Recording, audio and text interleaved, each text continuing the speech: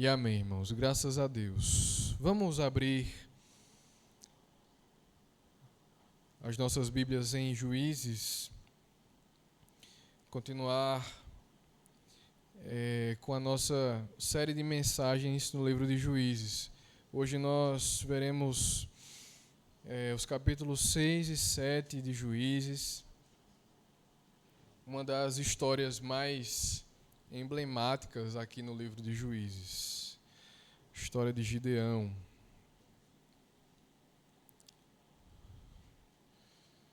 Tem os 300 de Esparta, né? Na Bíblia tem os 300 de Gideão. Nós vamos ler inicialmente os versos 7, dos versos 7 a 10 do capítulo 6, e ao longo da exposição, da mensagem, nós vamos percorrer outros trechos aqui dos capítulos 6 e 7. Vamos lá, Juízes capítulo 6, os versículos 7 a 10, diz o seguinte: Quando os filhos de Israel clamaram ao Senhor por causa dos midianitas, o Senhor lhes enviou um profeta que lhes disse: Assim diz o Senhor, Deus de Israel: Eu tirei vocês do Egito, da casa da servidão. Eu os livrei das mãos dos egípcios e das mãos de todos os opressores. Eu os expulsei e dei a vocês a terra deles. E disse: Eu sou o Senhor, o Deus de vocês. Não adorem os deuses dos amorreus, em cuja terra vocês estão morando. Mas vocês não deram ouvidos à minha voz. Vamos orar, irmãos, mais uma vez, suplicando a bênção do Senhor neste momento. Pai, estamos diante da Tua palavra, Senhor, que é autoridade, Senhor, máxima, Senhor, é o nosso alimento, Senhor, é tesouro, Senhor, é profundo, Senhor, espiritual, fonte de vida, Senhor, é a Tua palavra, Senhor, e nós carecemos da Tua graça neste momento para absorver, Senhor, a mensagem, para entender, Senhor, os tesouros espirituais que estão revelados aqui, Senhor. Nos dá, Senhor, olhos que veem, ouvidos que ouvem, ó Deus, a Ti neste momento. Nós oramos em nome de Jesus. Amém e amém, irmãos. Pois bem, como nós já sabemos, né, o livro de Juízes, ele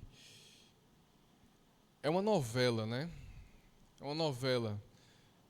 Como assim, né? Uma novela? Porque ele mostra a inconstância do povo de Deus, né? De uma forma dramática. E, novamente, os israelitas estavam num estado de decadência espiritual, moral e política.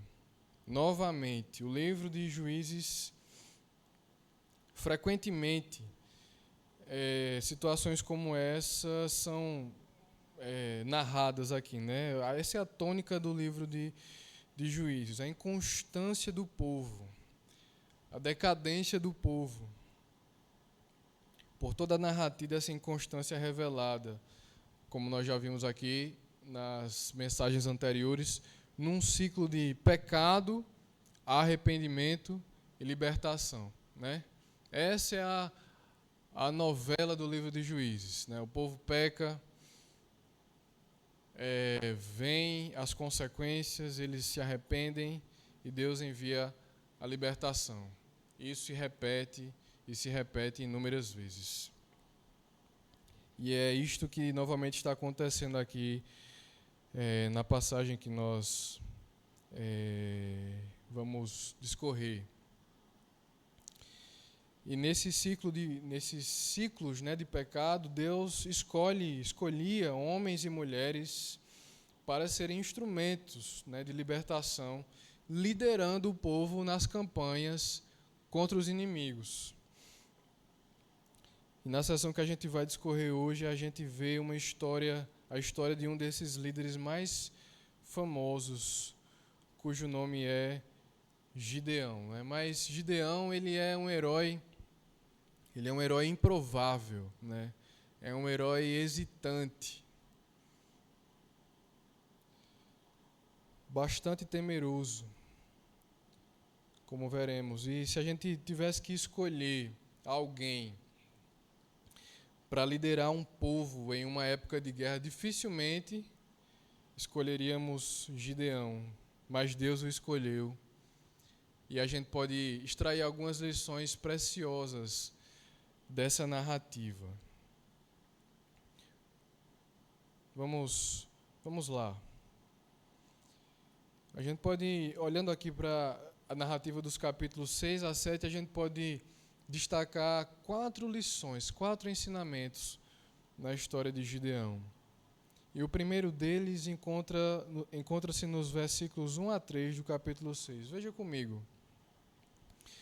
Capítulo 6, versos 1 a 3. Os filhos de Israel fizeram o que era mal aos olhos do Senhor. E por isso o Senhor os entregou nas mãos dos midianitas durante 7 anos. Os midianitas prevaleceram contra Israel. E por causa dos midianitas, os filhos de Israel fizeram para si as covas que estão nos montes, as cavernas e as fortificações. Porque cada vez que os israelitas se semeavam, os midianitas, os amalequitas e os povos do Oriente os atacavam. Até aqui. Primeira lição, irmãos, que a gente vê aqui na história de Gideão é que o pecado, ele gera crises e enfraquece. O pecado gera crises e enfraquece. Nem toda desgraça que a gente experimenta no mundo, né, preciso dizer isso.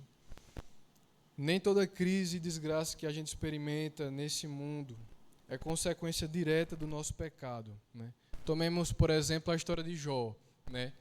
O próprio Deus fala que ele era o homem mais justo da terra, né? E mesmo assim sofreu uma série de infortúnios, né? Desgraça após desgraça, numa escala assim gigante. Então, por esse exemplo, a gente sabe que nem sempre as tragédias, as crises, vêm como consequência direta do pecado, né? Como foi no caso de Jó. Mas uma coisa é certa, irmãos: o pecado sempre traz consequências.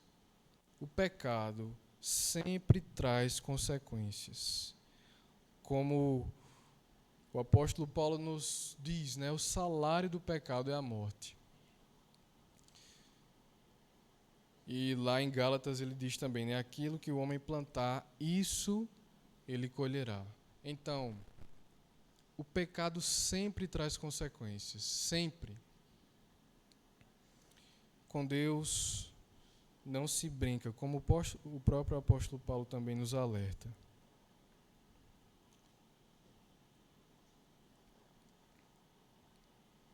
Isso deve nos levar a refletir sobre a nossa própria vida, né? Esse princípio deve nos levar a refletir. Será que se as circunstâncias amargas que porventura estejamos vivendo não são fruto de escolhas que tomamos contra a vontade de Deus?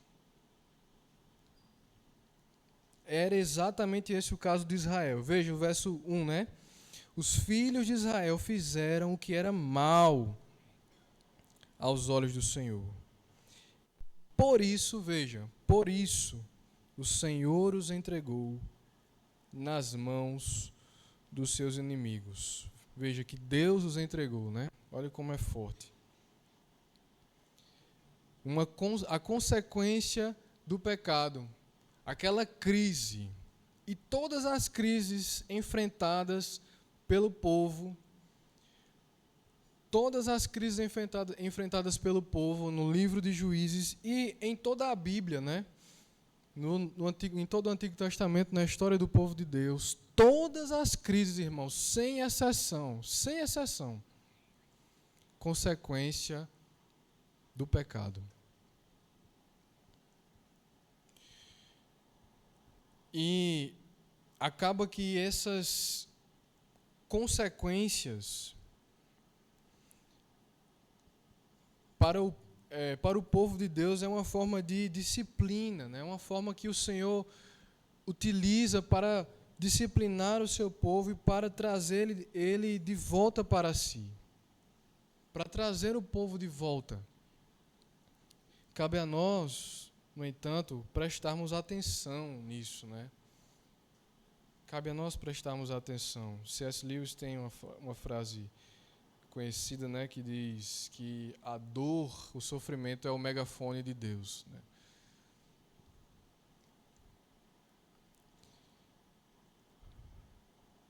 Nosso problema é que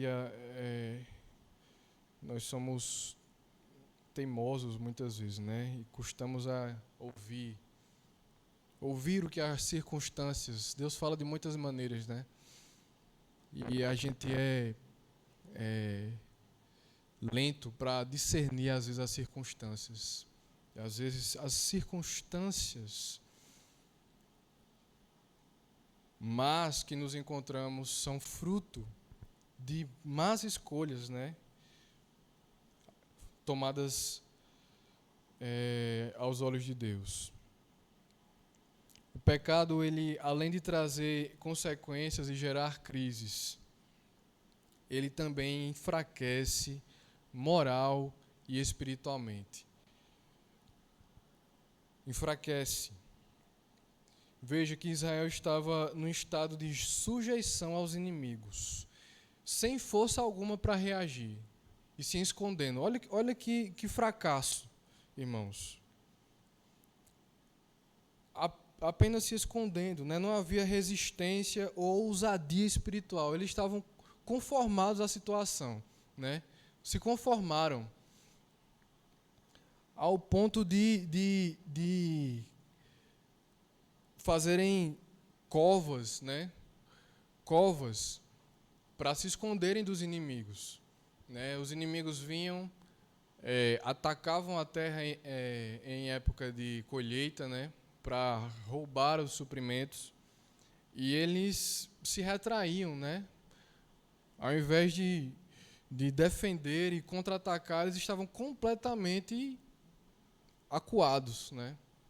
Cavando para se esconder, totalmente enfraquecidos, conformados com a situação. O verso 6 aqui do capítulo 6, ele mostra, né, o diagnóstico. Ele diz assim: Israel ficou muito debilitado, enfraquecido, por causa dos inimigos que eram resultado do seu pecado. Aplicando isso, irmãos, ao nosso contexto, será que a falta de ousadia pela causa de Deus, a falta de comprometimento com o reino, a postura passiva da igreja diante do mundo, será que isso não é fruto do pecado? É de se pensar. Jesus falou que as portas do inferno não prevalecerão contra a igreja. Mas parece que às vezes é que somos nós que estamos retraídos, escondidos nas cavernas e sofrendo a pressão do inferno, né? Veja que a figura que Jesus fala é da igreja fazendo pressão no inferno. As portas do inferno não prevalecerão contra a igreja, né?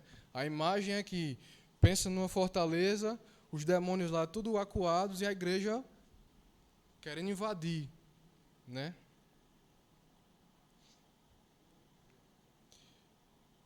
A igreja é ofensiva, né? É militante. A igreja é militante. E Jesus ensinou que nós devemos perturbar o inferno e não o contrário, né? Então, precisamos viver uma vida de ousadia espiritual, de resistência, de batalha, ao invés de estarmos acuados, né, amedrontados, nos escondendo. E caso este seja o estado, né, caso estejamos amedrontados, provavelmente isso aí é fruto do pecado, né? Como os israelitas estavam, né? Amedrontados, escondidos, sendo espoliados, né? A igreja perdendo forças no mundo, a igreja perdendo a sua juventude, a igreja perdendo influência, perdendo o seu testemunho. O que é isso, irmãos? É o pecado. É o pecado. O pecado gera crises e enfraquece, drena a energia espiritual. Essa é a primeira lição que nós tiramos aqui da história de Gideão. Na verdade, essa lição aqui está presente por todo o livro de Juízes.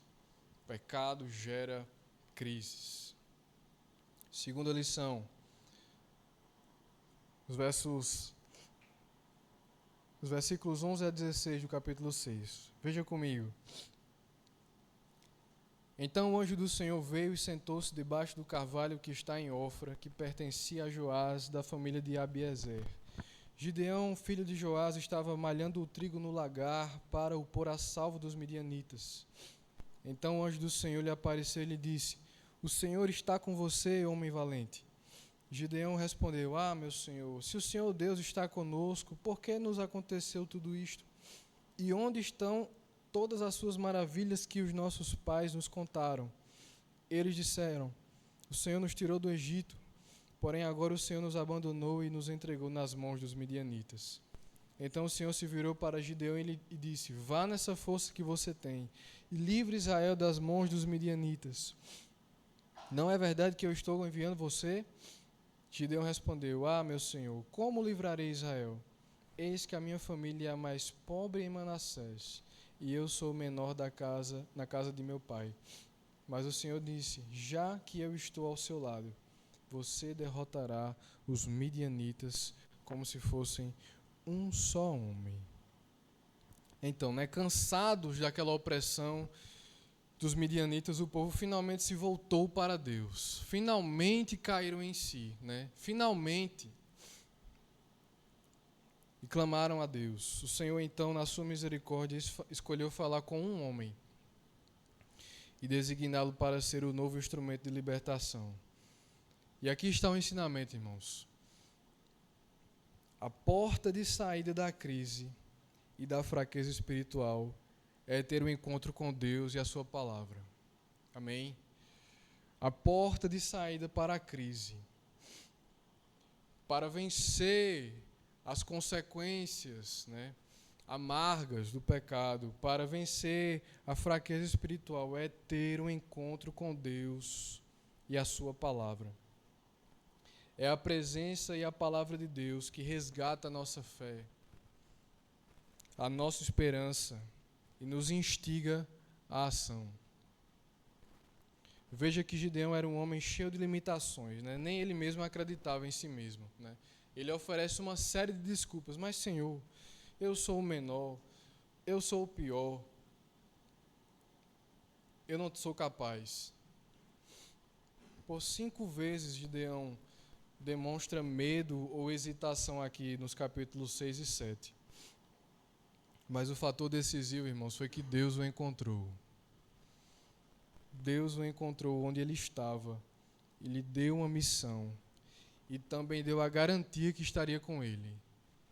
O Senhor repete 3 vezes aqui, somente nesse primeiro encontro: eu estou com você, eu estou com você, eu estou com você, meu amigo.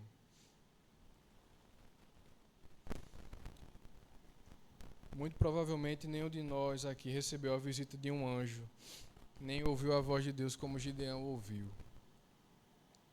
Mas o fato é que a gente nem precisa disso, irmãos. a comunicação mais explícita, a mensagem mais explícita de Deus para nós é a vinda do seu Filho Jesus Cristo e a sua morte na cruz do Calvário. Amém. Jesus Cristo, como a autora aos Hebreus fala no versículo 1 do capítulo 1, né?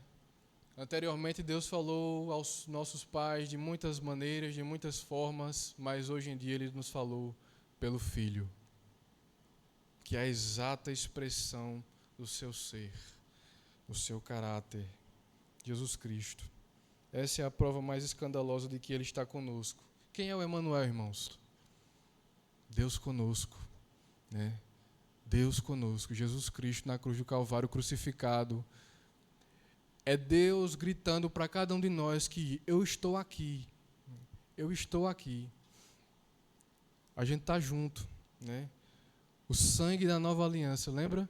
Este é o sangue da nova aliança. E o que é uma aliança e não um pacto, irmãos? Deus se agarrando a nós em Cristo Jesus. Ele está conosco. A questão é, diante disso, né? Será que nós temos crido? Será que nós temos fé?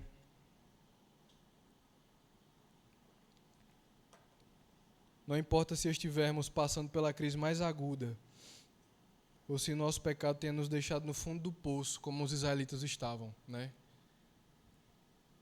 Acabados. Não importa se essa é a nossa condição. Jesus Cristo pode nos resgatar e nos empoderar para sermos vitoriosos. Amém? Ele pode nos resgatar. Ele, mais do que qualquer outro, nos encontra onde estivermos e nos ergue. Nos ergue.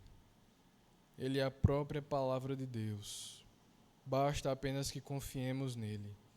Mesmo que a fé seja imperfeita como a de Gideão, mesmo que seja uma fé fraca, pequena, mas se for colocada em Cristo, nós vencemos, né?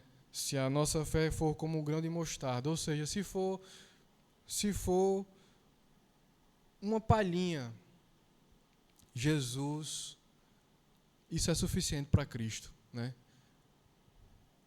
Porque Ele é um grande Salvador.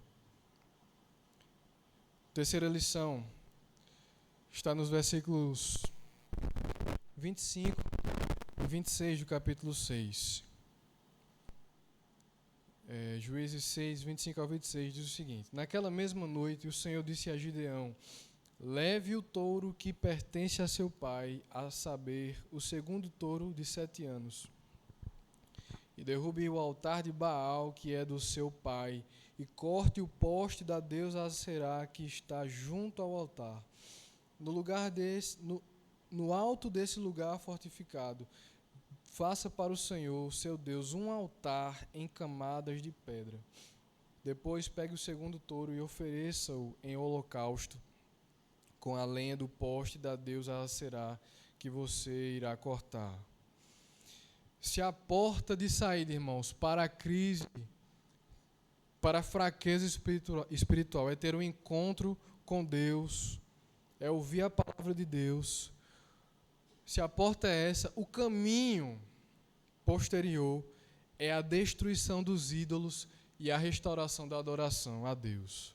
A porta de saída é ouvir a palavra e o caminho é a obediência, destruir os ídolos e restaurar a adoração. Veja que a primeira ação exigida por Deus a Gideão, a fim de reverter a crise na nação, foi derrubar o altar idólatra e substituí-lo pelo altar do Senhor.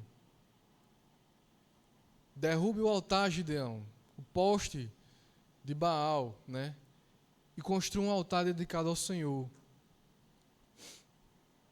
Isso nos remete ao princípio, irmãos, de que no âmago de toda empreitada humana, de toda a situação humana, está a sua devoção a Deus. Não é à toa que o primeiro mandamento, né, trata exatamente sobre isso. Não terás outros deuses além de mim. no miolo da nossa vida, de tudo que nós fazemos, pensamos, está basicamente isso, a nossa devoção a Deus, a nossa devoção ou falta dela a Deus, a nossa lealdade ao Senhor. Se nós fazemos isso para a glória de Deus ou não. No fundo, no fim das contas, é exatamente isso. Para experimentarmos o poder de Deus em nossas vidas, irmãos, precisamos trocar a adoração aos ídolos pela adoração ao Deus verdadeiro. Para Gideão isso significou destruir um altar literal, né? Mas para nós isso significa parar de valorizar o que o mundo valoriza. Parar de sacrificar no altar da imoralidade sexual, da ganância, do amor ao dinheiro, né? Aquilo que enche os olhos do mundo. Precisamos cortar a influência dessas coisas em nossas vidas e erguer no lugar um altar de adoração ao Senhor. Talvez seja a hora de retomar as práticas espirituais, de cortar velhos hábitos, né? De voltar ao primeiro amor, de consagrar-se ao Senhor com a oração, com a meditação nas Escrituras, restaurar a adoração. Talvez seja a hora de retomar o culto doméstico, né?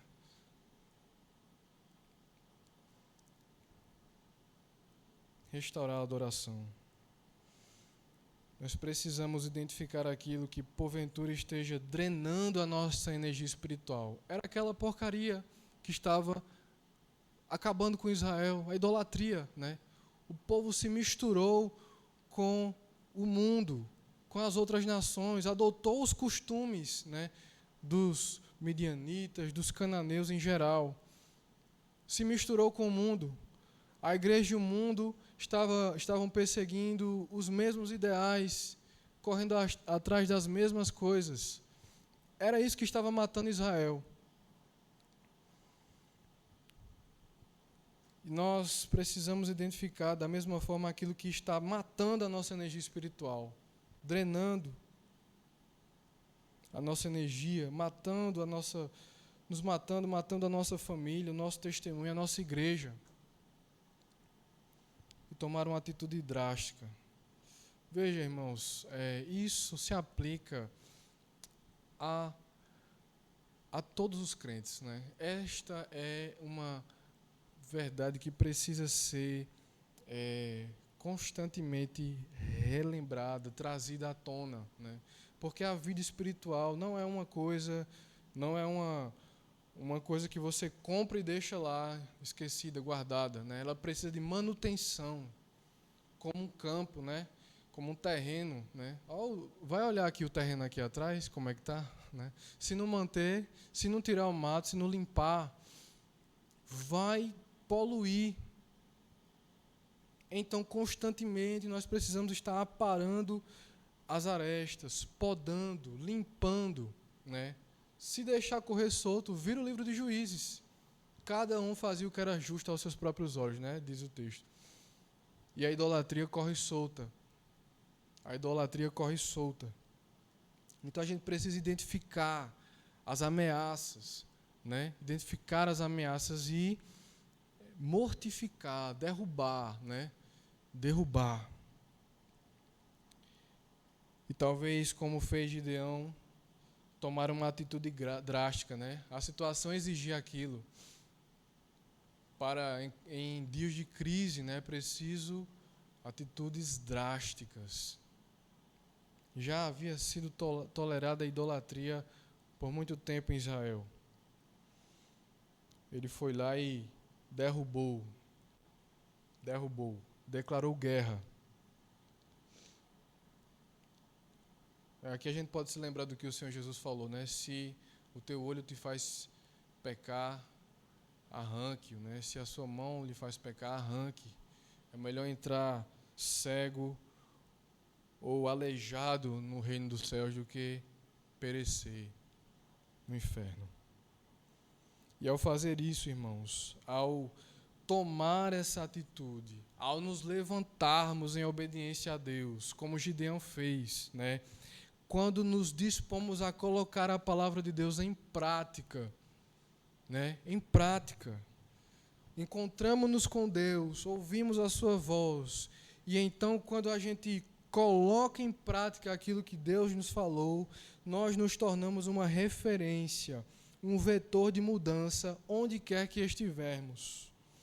Veja como a postura de Gideão, a atitude dele influenciou a postura do seu pai. O texto nos diz que o altar, né, o altar idólatra, era do pai dele, era do próprio pai de Gideão. Então Gideão vai lá e derruba o altar do pai, morrendo de medo, mas ele vai e faz. Vai de noite para ninguém ver e derruba. Aí a gente poderia pensar, pronto, né? O pai vai acabar com Gideão. Vai acabar com Gideão. Seria uma afronta, né? À autoridade do pai. Aí veja só o que o texto diz, a partir do verso 30 do capítulo 6. Então os homens daquela cidade disseram a Joás, que era o pai de Gideão: traga o seu filho para fora para que seja morto, pois derrubou o altar de Baal e cortou o poste da deusa Aserá que estava junto dele. Aí olha como a atitude de Gideão afetou o pai dele. Porém Joás disse a todos os que se puseram contra ele: vocês querem defender a causa de Baal? Querem livrá-lo? Quem defender a causa dele será morto ainda esta manhã.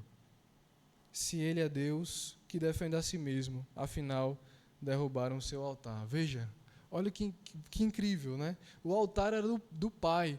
O pai teria todos os motivos para ser o primeiro a cair em cima de Gideão. Por ele, assim, em termos humanos, ter afrontado a sua autoridade, né? Por ele ter derrubado o altar que ele havia construído, mas não. O pai, ele se toca, né, da idolatria e defende a atitude do filho. Defende. Gideão agora estava fazendo a diferença em Israel, a diferença na sua casa. A diferença. Os homens israelitas estavam preocupados com Baal, com a adoração a Baal. E então Gideão se levantou como uma resistência. Se levantou e se tornou uma referência ao ponto de mudar a postura do pai. O pai, antes que tinha um altar, agora ele estava rechaçando a Baal, né? O pai, antes que tinha promovido a adoração de um Deus falso, agora estava rejeitando, rechaçando esse Deus falso. Isso, irmãos, é ser sal e luz do mundo, é fazer a diferença, como o Senhor Jesus nos ordenou.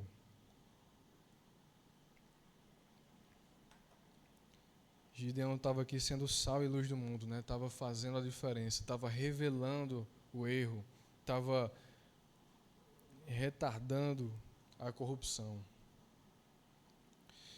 Por fim, a última lição, no capítulo 7. Vamos ler apenas o verso 2 por causa do tempo. Capítulo 7, versículo 2. O Senhor disse a Gideão: é demais o povo que está com você, para eu entregar os midianitas em suas mãos. Israel poderia se gloriar contra mim, dizendo: a minha própria mão me livrou. E então o relato prossegue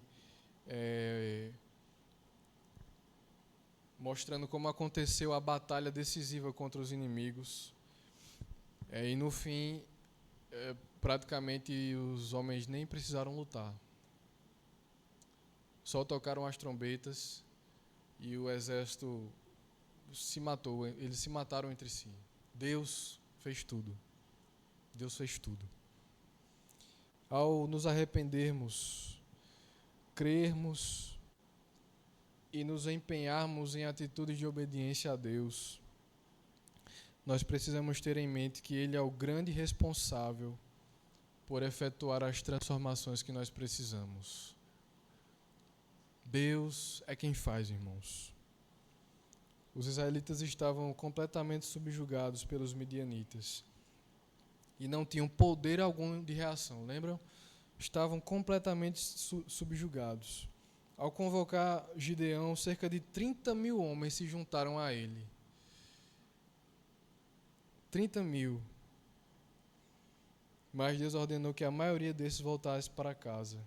Restou apenas 300. É uma queda grande, né? Diga aí, 30 mil. Deus diz, volta tudinho.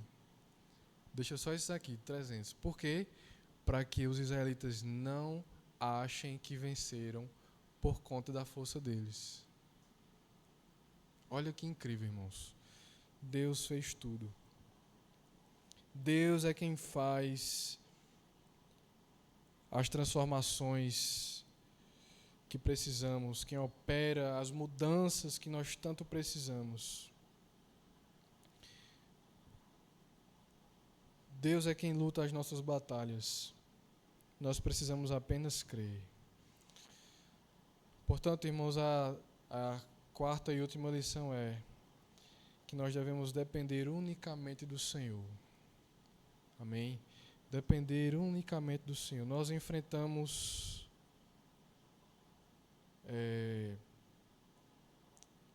a resistência do mundo, né? A influência do mundo,